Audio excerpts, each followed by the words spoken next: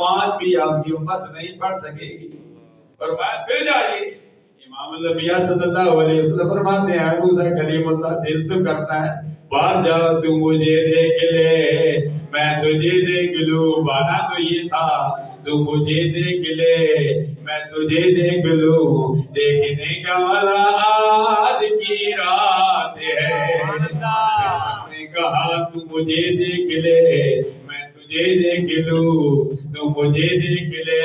میں تجھے دیکھ لوں، جو تجھے دیکھ لے وہ مجھے دیکھ لے، دیکھنے کا مزہ آج کی رات ہے۔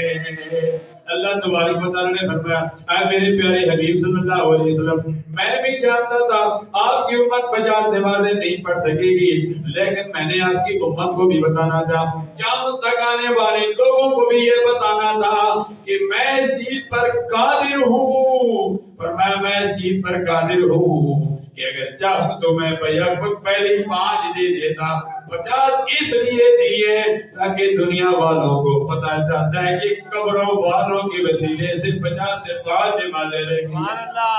تاکہ لوگ یہ نہیں کہ قبروں والے کچھ نہیں کر سکتے، وہ تو مر گئے، وہ تو مٹ گئے، ختم ہو گئے۔ نہیں، قبر والے مار نہیں گئے، مٹ نہیں گئے، ختم نہیں ہوئے۔ اللہ تبارک و تعالیٰ نے قبروں والوں کے وسیلے سے،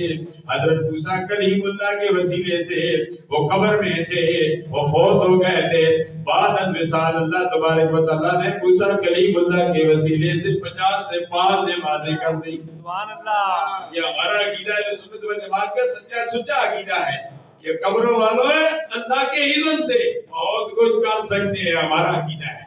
کرتا اللہ ہی ہے، لیکن قبروں والے اللہ کے اذن سے کرتے ہیں۔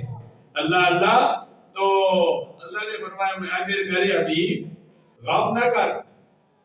50 سے 5 رہ گئی ہیں، لیکن اللہ نے فرمایا من جاء بالحسنۃ فلہ عشر امثالھا، فرمایا جو ایک نیکی کرتا ہے اس کو 10 نیکیوں کے برابر ثواب ملتا ہے۔ اے میرے پیارے حبیب جو ایک نماز پڑھے گا اس کو 10 نمازوں کے برابر، اور جو 5 نمازیں پڑھے گا رحمت کا نقطہ لگا کہ اس کو بھی 50 نماز